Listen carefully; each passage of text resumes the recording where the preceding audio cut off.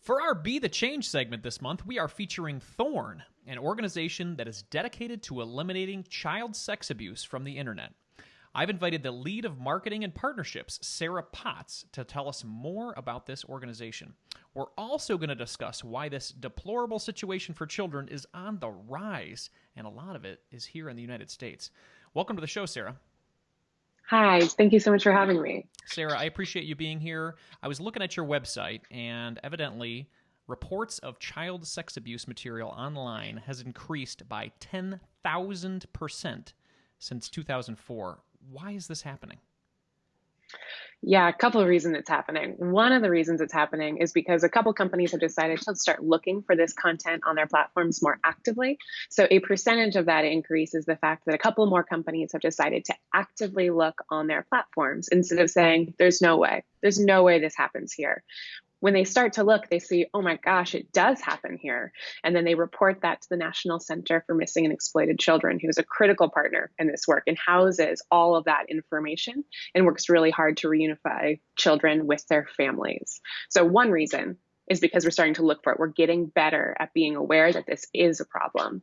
And then the other reason it's happening is because when the internet changed all of our lives, it changed it by allowing us to connect. Right now, you and I are connecting, you're connecting with your followers. Like, this is a really incredible thing you're doing.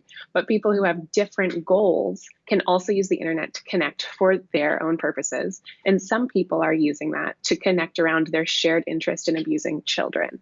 And that explosion is the thing that we are trying to find ways to mitigate so we can find children faster and create an online environment that is inhospitable to that kind of community building. Oh, I love your mission. This is incredible. So you said here. So where is this content coming from? We talked about globally, United States. Talk to us about where the problem is coming from. Yeah, so I think the problem is everywhere in some regard. So we're really lucky to be working in 38 different countries with some incredible international law enforcement agents. But that means that there is also a lot happening here in the US. When we think about where the internet lives, where it legally lives, the internet, a lot of the companies, Google, right? A lot of big companies are US based companies. So when you think about what companies the content is being shared on, then those are US-based organizations for the most part. There are plenty of other places where content is being shared as well. And I think the important thing is that it doesn't know any boundaries. This abuse knows no boundary, and it's in all of our communities. And it's a really hard thing to know about and accept. But if we are able to kind of look at the problem that we've created, we have the first step towards being able to address it and work on behalf of these kids. So what is Thorn doing to combat this situation? We're doing a lot of things. So Thorn's mission is to defend children from child sexual abuse by building technology. So we're really focused on the ways that children need support, defense, protection, and what technology can do to combat their abuse. We're focused there because when we were founded about 7 years ago by Ashton Kutcher and Demi Moore, they asked our founder to go, they asked our CEO to go look out into the field and say, hey, what isn't being done? Where could we add value? How could we do something different? Are we even needed here? Because their hearts were so torn open after seeing a Dateline special about what was happening, I think, in Cambodia. And they were really lucky enough to talk to some friends who said, that's happening here too. Like, look around, go get educated. And this is one of my favorite things about the Thorn origin story is that the first thing that happened is like our hearts were so broken by the situation. And the first thing someone said to us was, go learn more. Go make sure you're doing the right thing, not just something. And that's really a part of who Thorn is to figure out what is the right thing to do and where can we specifically be valuable. And so that focus on technology is where we saw there being a gap. There are a lot of things that are helping technology companies change the world. And there are a lot of reasons. It's really important that tech companies and law enforcement don't just text each other all day. There's a lot of privacy concerns in the world, and we're really excited that there are some separations between those organizations. However, in the case of child protection, we need to have a really different conversation around how we're going to collaborate together to work on behalf of kids. And Thorn has the ability to sit in between international, national, local law enforcement, big companies, and then nonprofit partners like the National Center for Missing and Exploited Children, which we also call NCMEC for this conversation. And so Thorn can sit in between there and do a couple things. We can build technology, build tools that people on the front lines can use to find kids faster. Two examples of that. One is Spotlight. Spotlight is a tool that law enforcement in the US and Canada use to help identify child victims of sex trafficking faster. That one is our oldest product. We're so proud of it. We're so excited that we're able to offer it to free to users. And then our second one is Safer. And what Safer is a product that helps companies that host user-generated content, which is the industry term for anywhere you can upload a photo. Anywhere you can upload a photo, our belief is that there's probably child sexual exploitation happening on that platform. And Safer is a product that helps companies look for that content and remove it from their platform and report it to the appropriate groups. So we're really focused on keeping the internet safer for kids and then also finding the kids who are currently victims faster. That's incredible. So Spotlight, who would use this then? Police forces, things like that? Yep, law enforcement. So they're law enforcement at the most local to most federal levels who do trafficking investigations. So you've probably heard about them in relationship to Operation Cross Country is something that happens every year. It's a national roundup trying to identify victims and recover them. There's also around the Super Bowl, you've probably heard of different operations around that. But there's also just really common corridors. The Eastern Seaboard is a common corridor where girls and children are moved around very frequently. Same thing with the sort of the Northern California, Reno, Vegas, Southern California loop. But these are just places where it's really common for traffickers to move victims. But one of the really big problems for law enforcement officers is if you're an officer, you're focused on your county. Like that's your area of responsibility. If someone is moving through your county every 6 months, you have no way to know, you have no way to build a case or to know how to look for that person or where else they might have been, or if this is a one-off thing, like you just don't have enough information. What Spotlight does is it aggregates publicly available information so that law enforcement agents who are working anti-trafficking cases and looking to recover children are able to put all those pieces together and hopefully figure out like, oh my gosh, this is a child who's being moved around and has been posted 600 times in the past 2 weeks. We need to go get her. And now we know exactly where she is and where she's going to be next. So that Spotlight takes all this information. There are about 200,000 escort ads posted in the US every day. And in those escort ads, somewhere is the advertisements for children. And so having a law enforcement be able to use a tool to take all of that information and focus it on who's the most likely victim, who's most likely a child, allows them to just start their day off ahead and allows them to like really get to the work of building a case on how to make a date and intercept with that child. And then for Safer, this is for any company you said that uploads a picture. I mean, so that's every company pretty much everywhere, right? That's all of them. That's all the companies. Yeah, preferably small and medium-sized companies for Safer, although big ones, we'd be happy to help as well. Mm-hmm. But one of the problems is child sexual abuse material is a slightly different issue than child sex trafficking, although they can overlap. Child sexual abuse material, also CSAM, is more commonly known as child pornography. In our field, we don't use that term because we don't think it's pornography. It's usually quite young and quite violent. And so that relationship, that language relationship doesn't make sense. So that's what CSAM is. And so when people upload that, you need a way to know if that content is on your platform or not. One of the ways that there are some big companies, if you're big enough, if you're Facebook, if you're Google, if you're Microsoft, you've seen some of this content before, you've reported it, and then there's a technology that they use called hashing. Hashing is where you take an image and you turn it into a series of numbers, and those numbers are representative of that image so that you can be able to compare two images without a human having to look at them. That's for anyone super technical out there, please don't be offended by how simple I made that. But that hashing technology is what allows people to build up like large banks of information around known bad images. It's also really important because no one's allowed to have child pornography. That all has to be deleted and reported. So we kind of consider it radioactive legally.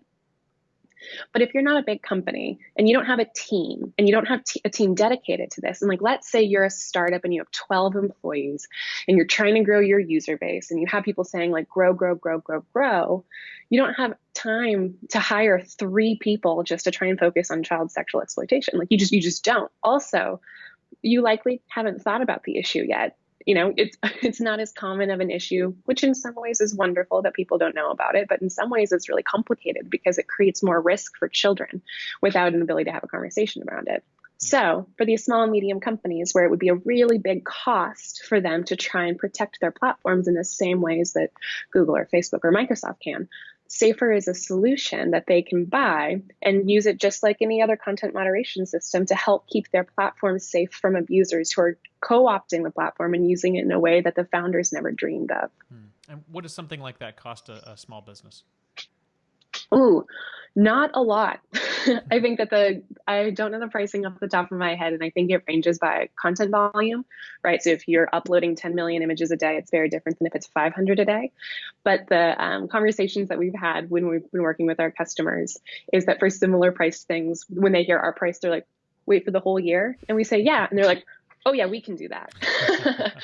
Because while we are charging for it, it's part of our long-term sustainability goal is that Thorn needs to be here not for 5 years, but every year. We need to be here forever for our children. And one of the ways we need to do that is by building products that add significant value to the businesses we're supporting so that we can continue to do all the research and all the work that we do that will never make us money. I think that's great. And especially when you see staggering statistics like 10,000% growth since 2004, I completely understand that. So let's talk about action. We're all about action on this show. So the people who are listening are hearing right now this situation and maybe with their jaws dropped about what's going on. What can people do to support your organization? Absolutely. I think a very obvious and always needed one is a donation. We are so thankful to all of our donors.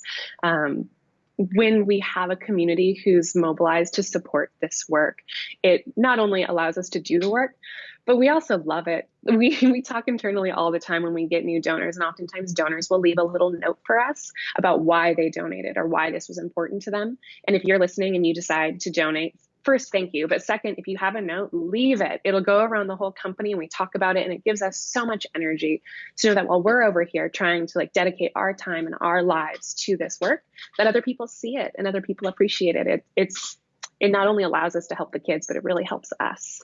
You can raise awareness around the issue. Start talking about it with your family, with your colleagues. It's a hard issue to talk about, and we need to have more inroads so that when we have good news, we can share it with everyone and they'll know what we're talking about. Absolutely. Well, a lot of the folks listening to the show are small business owners or they care about their children. There's a lot of families that listen to this show. So talk to the parents that are listening. How can we protect our children on the internet? This is scary stuff. It is scary stuff. I think what we know about some of the worst abuse is very similar to what we already know about different types of family violence, which is that oftentimes perpetrators already have access to children. And so one of the very common things is continue to know the people in your children's lives, right? So while there is an absolute danger of them meeting and connecting with someone online who you'll never know, another problem is just making sure that people aren't able to interact with your children in a way that you're not comfortable with. And I think that's a very standard parenting tip that I'm not a parent, but we have a bunch of parents on staff. So there's a lot of tried and true nature to that. However, specifically on how people are interacting with kids digitally, we have a campaign called Stop Sextortion. And you can go to stopsextortion.com and you can learn a little bit more about that. But this is a different issue where children are meeting people online, making friends with people, and then that relationship ends up not being with a friend, but with an adult who's looking to groom that child to create sexual content for them. It gets really complicated because the kids feel really embarrassed and they feel like they don't have anyone to turn to. They feel like if they tell anyone, they'll get in trouble, that it will be their fault. And whether however your family wants to handle that specific problem, the concern that we hear over and over again from victims is that they didn't think that they could tell anyone. And that's really the scary part, is if a kid gets trapped and is being abused by an adult and that abuser is telling them if you tell anyone what's happening, I'll tell your dad. And then that starts to make you feel ashamed when you're the one being abused and you're a kid and your brain isn't developed enough yet to understand how to get out of that situation. So what we try and encourage is parents to talk about their kids saying, like, you can tell me anything. I'll always be here for you no matter what. If anyone ever does this to you, it's not your fault and I love you. These sort of like reinforcing positive messages before anything bad happens, we've seen be really valuable discussion starters. And there are some like tips and tricks for parents on the stopsextortion.com website. Well, we'll direct people there in the show notes for sure. Sarah, I have one question for you before we go. There was a point in time when you decided to dedicate your time and your life to this organization. What was the turning point for you where you said, I need to work for Thorn? Oof. You know, I was working at an agency before coming and working at Thorn, marketing communications. And I met with Julie, our current CEO, and she was so pissed about a policy that I forget the specifics. She was just so mad about something. And she was being so frank with me. And then she turned around on a dime and she took all of that frustration and she channeled it into this incredibly positive, very constructive, very respectful conversation with the specific person she was frustrated with. And out of that conversation, she was able to move forward a whole set of policy issues that needed to be addressed, where both people felt like they were working together. And that ability to turn your frustration, your anger, your energy into something productive and proactive and together, I was floored by, and something I continue to be inspired by every day when I do this work. And that is the message of this organization, I think. We are all upset about what's going on. What can we do as a collective to make a difference here? Sarah, thank you so much for your time today. Where can people learn more about Thorn and then consider donating to your organization? Thorn.org. You can follow us on all social media. I think our Instagram is particularly delightful. Excellent. Thank you so much, Sarah. Thank you so much.